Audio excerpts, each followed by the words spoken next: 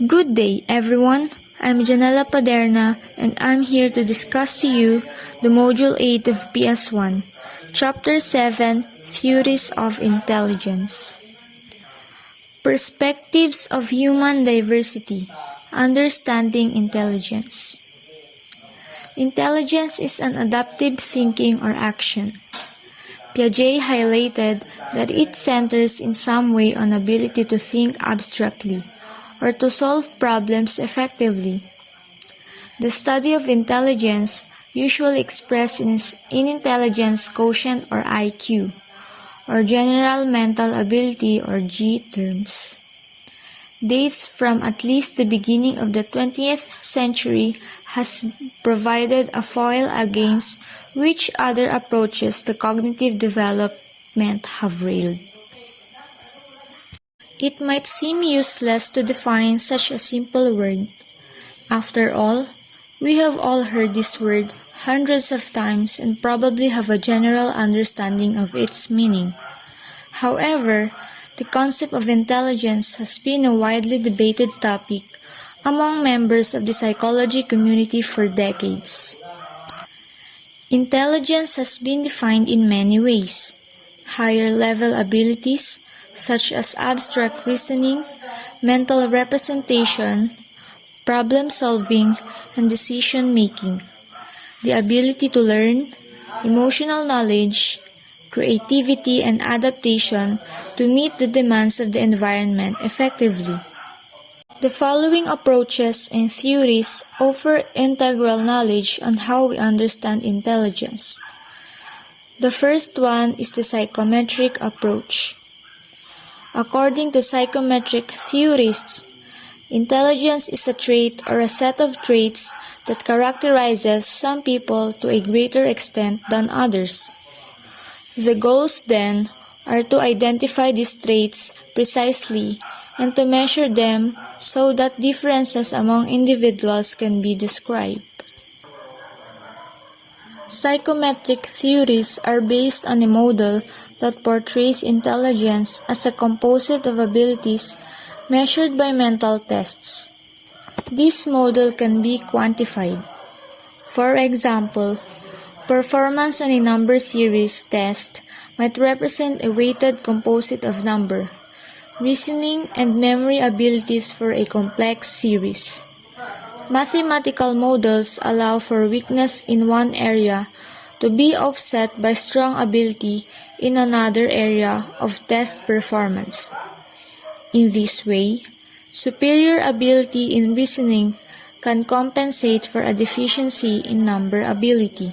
Next is the general mental ability.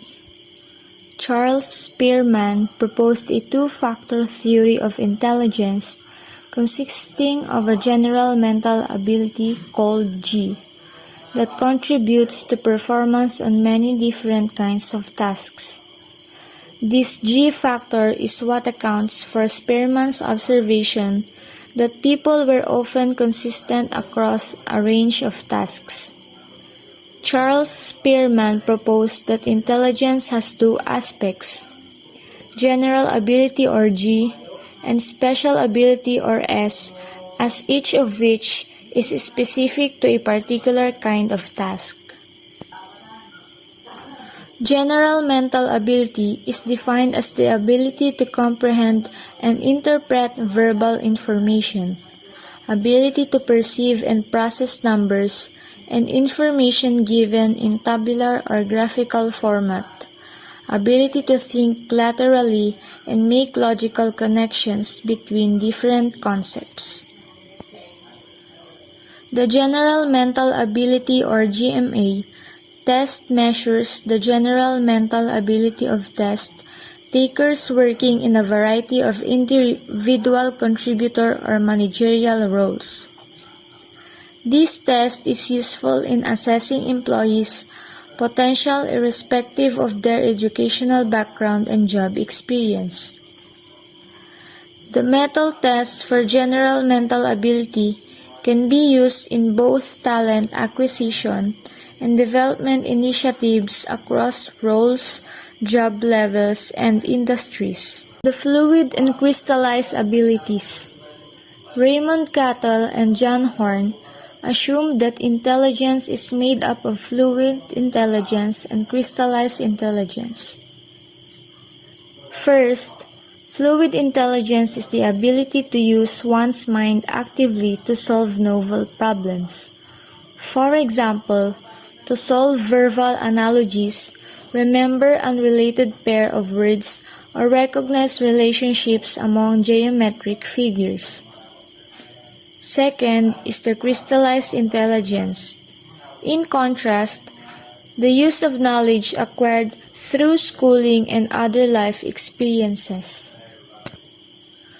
Our general intelligence, which enables us to learn and recall, comprises our fluid intelligence and crystallized intelligence. Fluid intelligence involves comprehension, reasoning, and problem solving, while crystallized intelligence involves recalling stored knowledge and past experiences. Fluid intelligence and crystallized intelligence rely on distinct brain systems despite their interrelationship in the performance of many tasks. Various tools are used to measure fluid and crystallized intelligence, and new research suggests that fluid intelligence can be improved, although it was hitherto supposed to be static. Howard Gardner's theory of multiple intelligences. Howard Gardner rejects the idea that a single IQ score is a meaningful measure of human intelligence. Gardner argues that there are at least 8 distinct intellectual abilities. The first one is isolation as a brain function. Certain brain areas are identified in cases of brain injury and degenerative disease to identify actual physiological locations for specific locations in human brain. Number 2. Prodigies, savants, and exceptional individuals. Human record of genius such as Mozart being able to perform on the piano at the age of 4, and other people displaying unique abilities, whether it may be in music, mathematics, or languages. The evidence of specific human abilities, which can demonstrate themselves to high degrees in unique cases, is a criterion for identification of an intelligence. Highly developed samples of a true intelligence are recorded in rare occurrences. Intelligence in prodigies and savants would at first glance appear to be straightforward. Prodigies may be examples of extreme high intelligence, while savants may be examples of extreme low intelligence. On this interpretation, prodigies are children able to perform at amazingly proficient levels in very demanding fields because of their exceptionally high IQs. Savants are suppressed in their performance in all but a single area because of a general deficiency in IQ. Although straightforward, this way of looking at savants and prodigies is limited, for neither savants nor prodigies does the IQ distribution account for the very specific areas of performance that mark them. Number 3. Set of core operations. There is an identifiable set of procedures and practices which are unique to each true intelligence. For example, in understanding language, there are letters and words. In music, there are musical notes. And in logico-mathematical numbers. 4. Developmental history with an expert end performance. As experts continue to study the developmental stages of human growth and learning, a clear pattern of developmental history is being documented of the human mind. A true intelligence has an identifiable set of stages of growth with the mastery level, which exists as an end state in human development. We can see examples of people who have reached the mastery level for each intelligence. 5 is evolutionary history. As cultural anthropologists continue to study the history of human evolution, there is adequate evidence that our species has developed intelligence over time through human experience. Intelligence has evolved many times independently among vertebrates. Primates, elephants, and cetaceans are assumed to be more intelligent than lower mammals.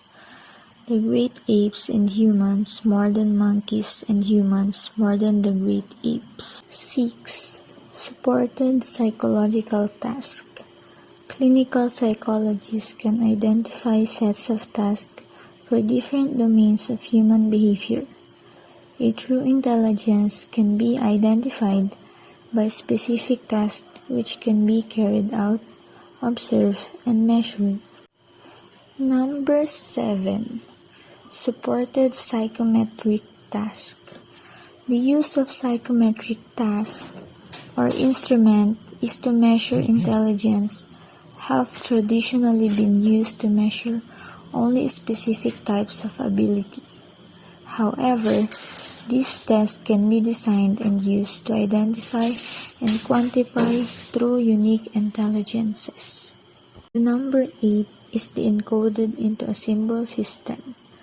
Humans have developed many kinds of symbol systems over time for varied disciplines.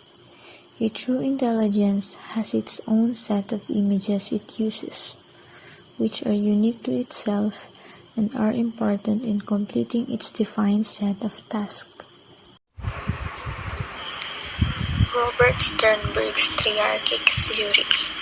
Another interesting theory of intelligence was proposed by Robert Sternberg, the triarchic theory of intelligence that emphasizes 3 aspects of intelligence behavior.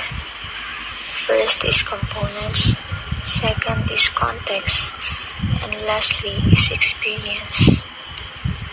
Componential intelligence, ability to think abstractly, process information effectively. Componential intelligence is the most recognized form of intelligence and is what most IQ tests measure. It includes logic, abstract thinking, verbal skills, and mathematical skills. The 2 core concepts in SIM are the notion of a context and the notion of a component. Contextual component, usually EJ-based, and an instance of a component is associated with a context and a given name in that context. And lastly is the experiential component. What is intelligent when one first encounters a new task is not the same as what is intelligent after extensive experience with that task. The experiential component blends academic study and hands-on experience and practice with an environmental problem, issue, or project outside of the usual classroom context. Again, I'm Janela Paderna, and thank you for listening. God bless.